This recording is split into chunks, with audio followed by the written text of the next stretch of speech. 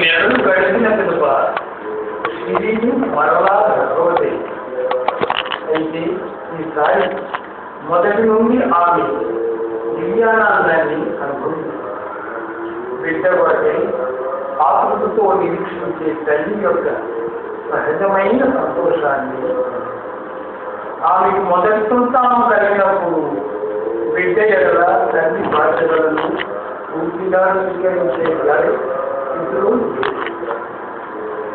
ఎప్పుడైనా తన సోదరి దౌలా జంషకు తీసుకువచ్చి ఆ పసివాడి దగ్గర తీసుకోవడానికి శ్రీ విడియపడి ప్రక్కకు తప్పుకునేది. కానీ దీనికి విరుద్ధంగా రెండవ విషయంలో తనలోని మాతృత్వపు భావాలు పరిమితి చెంది పుట్టబోయే బిడ్డపై తన ప్రేమనంతా ఎదజల్లాలని శ్రీను వీళ్ళు ఉంది. ఈసారి తల్లి కావాలనే కాంక్ష ఆమె దృఢంగా ఉంది. ఆ సమయంలో సిరియా కుటుంబ పూనా నగరంలోని బట్లర్ వీధిలో ఉన్న 816 నెంబర్ గల తమ సొంత ఇంట్లో ఉండేవారు. ఇప్పుడు ఆ ఇంటిని మెహర్ మొహల్లా అని పిలుస్తున్నారు. ఇంటి గుమ్మం ప్రక్కని గుమ్మడికాయ పోలిన పెద్ద రాయి ఉండడం వలన ఆ ఇంటిని బోస్లా హౌస్ అనగా గుమ్మడికాయ ఇల్లు అని అర్థం అని కూడా పిలిచేవారు. గర్భవతిగా ఉన్న సమయంలో షిరీన్కు ఎన్నో అద్భుతమైన కళలు వస్తుంది. అవన్నీ తల్లి పొలాండూకి చెప్పేది. ఆమె కళల యొక్క అర్థాన్ని షిరీన్కు వివరించి షిరీన్ గర్భం ధరించిన రోజు నుండి తనకు పుట్టబోయే బిడ్డ అసాధారణమైన వాడని విశిష్టమైన వాడని దృఢంగా విశ్వసించారు. శరీర ఆలోచనలు గ్రహించిన ఆమెకు హదీస్ యొక్క దివాన్ గ్రంథము నుండి మధురమైన కొన్ని గజలు చదివి వినిపించి వాటి భావాన్ని కూడా వివరించేవారు.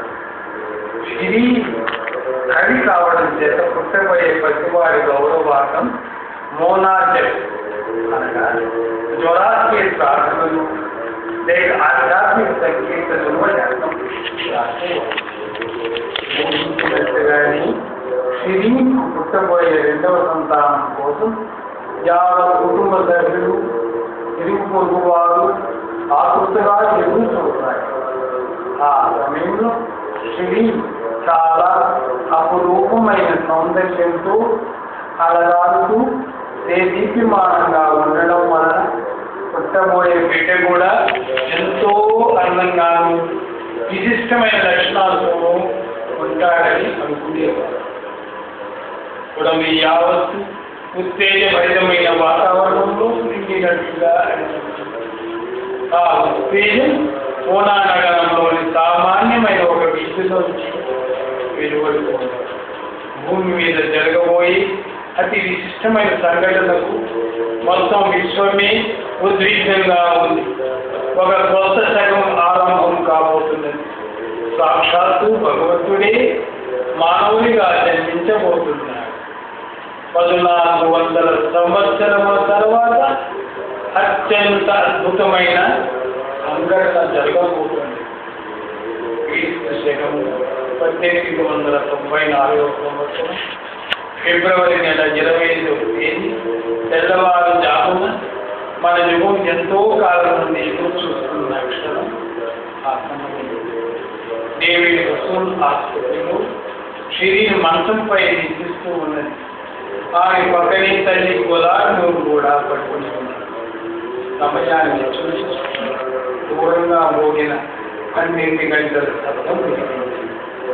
ఆసుపత్రిలోని నర్సులు తరచూ వచ్చి షిరీన్ చూసి వెళ్తున్నారు.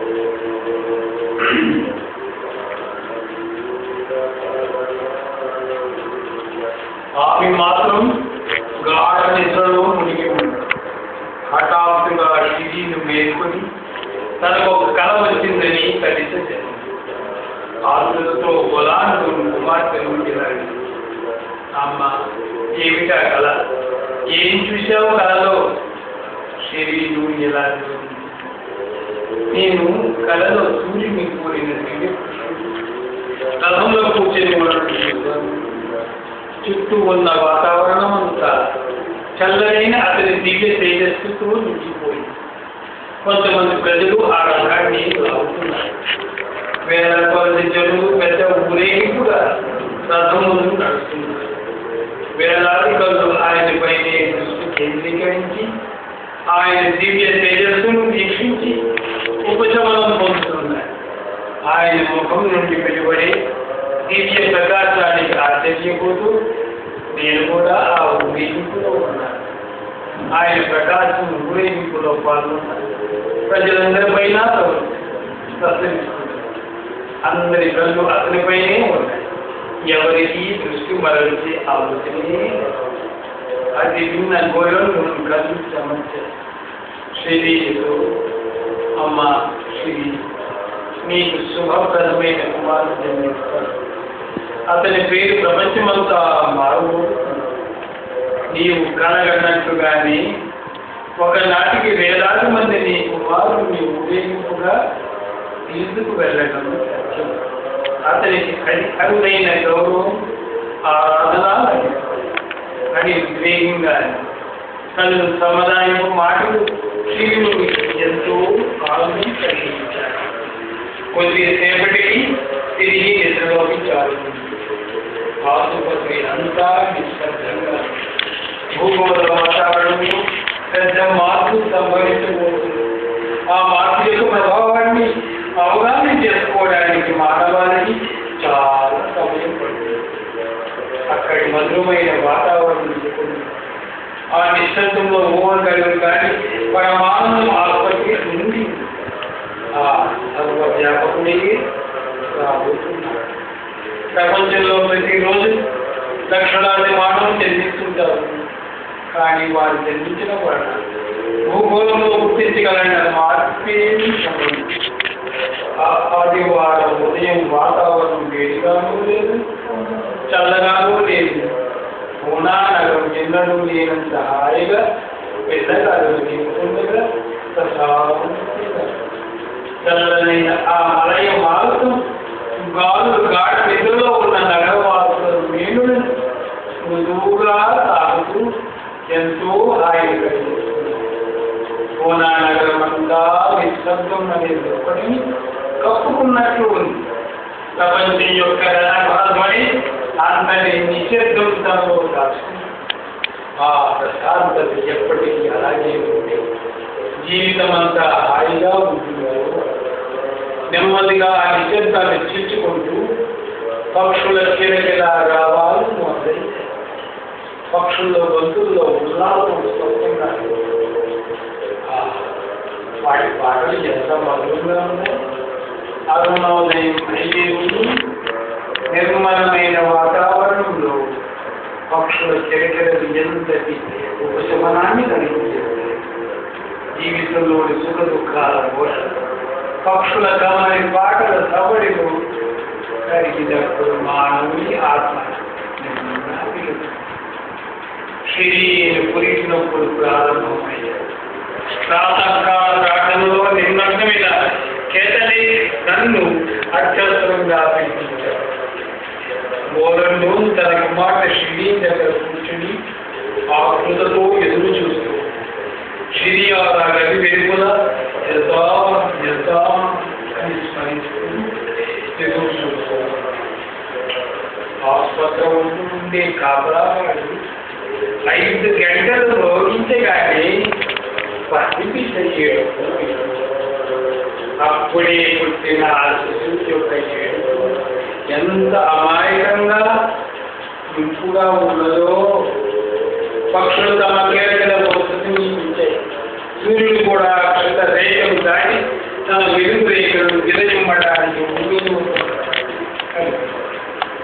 వాళ్ళు గది నుండి సంతోషంగా బయటికి వచ్చి సిరియాలతో మగబిడ్డే అంటారు. వెంటనే సిరియాలు ఆనందంతో తప్పిపోతూ తన బిడ్డని చూడడానికి లోపలికి వెళ్ళాడు. పూనా నగరం అప్పుడప్పుడే